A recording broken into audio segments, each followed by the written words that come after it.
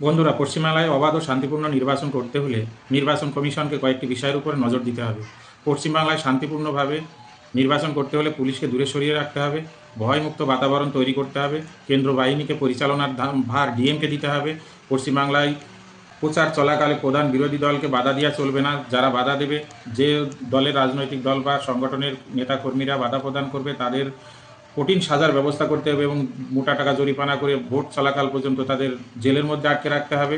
হামলাকারীদের সাথে সাথে ডিএম এবং থানার ওসিকে সাসপেন্ড করতে হবে এবং ভোটের সমস্ত ব্যবস্থা থেকে তাদের দূরে সরিয়ে রাখতে হবে এবং মোটা টাকা জরিমানা করতে হবে। বুথ পর্যন্ত যাতে মানুষ অবাধে ভোট দিতে পারে তার সমস্ত রকমের ব্যবস্থা করতে হবে। শুধু বুথ কেন্দ্রের 200 মিটারের মধ্যে নয়, বুথ কেন্দ্রে যেখান থেকে মানুষজন যাচ্ছে সেই পর্যন্ত তাদের সম্পূর্ণ অবাধে যাতে ভোট দিতে পারে তার ব্যবস্থা করতে হবে এবং তাদের নিরাপত্তা দিতে হবে। তবেই পশ্চিমবাংলায় সাধারণভাবে ভোট হবে, মানুষ তার গণতান্ত্রিক অধিকার প্রয়োগ করতে পারবে।